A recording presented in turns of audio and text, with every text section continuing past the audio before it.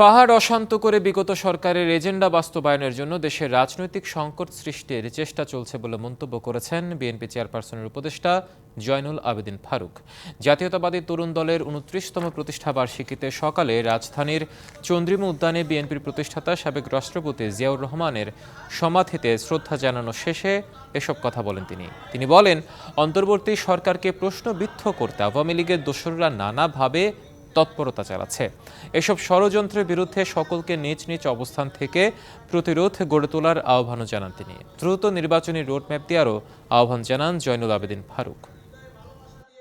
পাহাড়ি বাংলা ভাষাভাষীর মধ্যে একটা অস্থিরতা সৃষ্টির প্রয়াস চালিয়ে যাচ্ছে বিগত সরকারের কিছু এজেন্ডা বাস্তবায়নের জন্য। এই সকলের একটি গ্রহণযোগ্য ইন্টেরিয়াম গভর্নমেন্টকে অস্বস্তিতে পরিণত করার একটা প্রয়াস চালাচ্ছে বলে দৃশ্যমান মনে হচ্ছে।